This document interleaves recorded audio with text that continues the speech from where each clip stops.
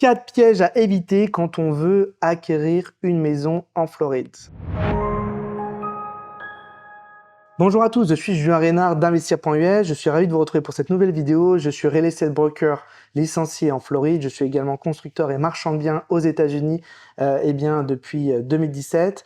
Merci encore de me retrouver pour cette vidéo. Aujourd'hui, on va parler des pièges à éviter quand on veut acquérir un bien en Floride. Il y a un certain nombre de choses que les investisseurs novices doivent savoir avant de se positionner sur un bien, et je vais essayer de vous donner les 4 choses qui me semblent les plus importantes. Alors la première chose, il faut comprendre qu'un certain nombre de maisons en Floride sont dans des zones réglementées, c'est-à-dire où il y a un syndic de copropriété, on appelle ça un HOA, un Homeowner Association. Ces HOA ont des restrictions qui peuvent varier et qui sont parfois extrêmement restrictives. Donc il faut vraiment bien lire des documents du HOA et donc se rapprocher généralement d'un professionnel qui saura lire les condo documents ou les HOA documents qui régissent la communauté. Et donc, ces HOA peuvent avoir différentes règles. Ça peut être des restrictions par rapport à la durée du bail, c'est-à-dire il vous donne une durée maximum pour louer votre bien, ça peut être une durée minimum, ça peut être également une restriction totale où vous n'avez pas le droit de louer le bien, la maison. Il peut y avoir d'autres restrictions, évidemment concernant aussi l'esthétique du bien, les peintures extérieures ou autre chose. Donc il faut vraiment lire les documents en amont, surtout se rapprocher de quelqu'un qui connaît son marché, puisque c'est ça qui va faire la différence et qui va vous permettre de faire la recherche la plus affinée, de ne pas perdre votre temps et surtout que vous investissiez en toute sécurité. La deuxième chose qu'il faut comprendre, en Floride, on est sur un territoire où il y a peu de montagnes, c'est plutôt plat la Floride, et vous avez également la côte qui est pas très loin avec la mer, et puis les risques climatiques que l'on connaît. Il faut regarder également, de mon point de vue, la zone où l'on investit. Ça, c'est un des pièges à éviter. Essayez de regarder où se situe le bien. Il y a des zones dites inondables et non inondables. Et donc ça, effectivement, vous avez le devoir de savoir où vous allez investir. Si la zone est dite inondable, la maison est en zone inondable, vous allez devoir payer une assurance supplémentaire pour l'inondation, pour le risque d'inondation si vous avez un financement.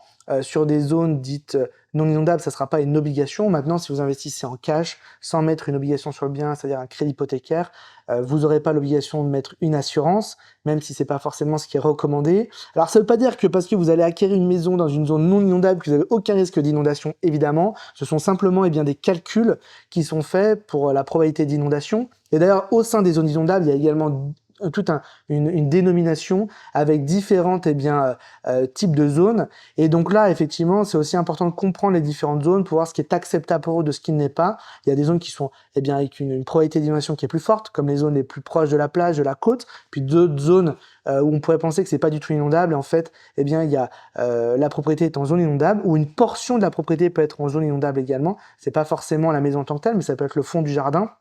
Et donc effectivement là vous allez avoir je pense cette bonne augure de comprendre tout ça et de vérifier, parce qu'à mon avis ça peut avoir des implications importantes pour la suite. Il y a un autre gros point que les investisseurs étrangers peuvent avoir du mal à comprendre aux États-Unis, c'est l'importance du réseau d'écoles publiques. Il faut comprendre que le réseau d'écoles publiques a une grande importance sur l'immobilier et vice-versa, puisqu'en fait une partie de la taxe foncière que les propriétaires payent va directement au school district, au réseau d'écoles publiques. Donc plus les maisons ont de la valeur, plus le réseau d'écoles a de l'argent disponible pour investir, et donc généralement les écoles sont très bien notées. Moins les maisons ont de la valeur, moins il y a un prélèvement de la taxe foncière qui est important, et donc moins les écoles sont réputées. Ce qui est très important, c'est de regarder la note sur les écoles. Il existe des notes pour voir la qualité des écoles publiques. Donc ça, c'est très important. Ça va définir déjà la qualité du quartier, mais également ça va vous aider sur la liquidité, sur la revente potentielle du bien. Ça va avoir une importance vraiment primordiale d'investir dans un quartier où la note d'école est vraiment bonne.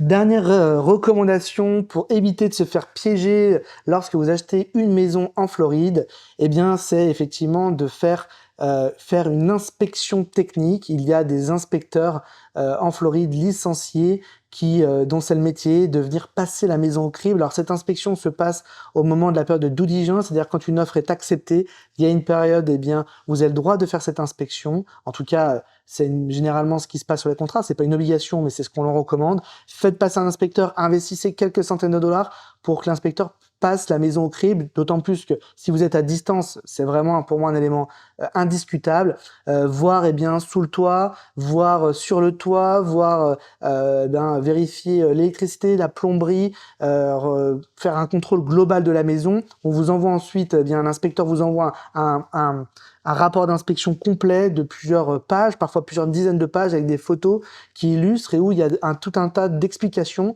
Le rapport d'inspection est également très important pour la suite. Ça sera un point de repère pour vous s'il y a demain eh bien, un besoin de maintenance sur le bien, pour savoir où se situe eh bien, le robinet d'eau principal de la maison pour couper l'eau, où se situe le compteur électrique. Voilà, c'est un bon point de référence. Et puis surtout, ça permet d'éviter des grosses embûches. Si on se rend compte que le bien a un gros problème structurel, le rapport d'inspection devrait pouvoir le déterminer. Ces rapports ne sont pas garantis, c'est-à-dire que l'inspecteur peut passer à travers. C'est un inspecteur généraliste. Il n'a pas une spécialité particulièrement. C'est pas un charpentier, c'est pas un maçon, c'est pas un électricien. Maintenant, il a une connaissance globale qui doit permettre déjà de déterminer un certain nombre de choses.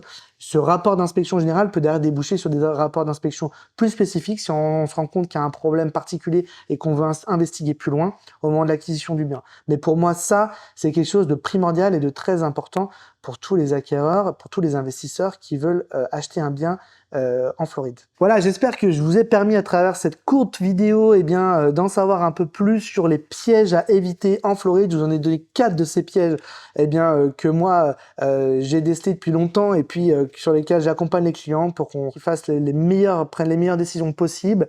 Il y a probablement d'autres choses, d'autres embûches à éviter, mais en tout cas déjà ceux-ci, c'était ceux dont je voulais vous faire part. Surtout, n'hésitez pas, si vous avez besoin de vous faire accompagner par un professionnel pour une acquisition immobilière en Floride, eh bien, je peux être la bonne personne pour vous. Je suis licencié pour le faire. Vous pouvez me contacter via l'adresse email contact@investir.us. On met également un lien en description de la vidéo. Vous pouvez cliquer dessus et directement nous contacter avec le petit formulaire. Je reprendrai contact avec vous sous 24 à 48 heures. Et puis, surtout, n'hésitez pas à liker la vidéo, à vous abonner à la chaîne et puis à partager cette vidéo avec des gens avec qui ça pourrait matcher, qui pourraient être intéressés par l'investissement immobilier aux États-Unis et en Floride. Allez, je vous dis à bientôt, bye bye!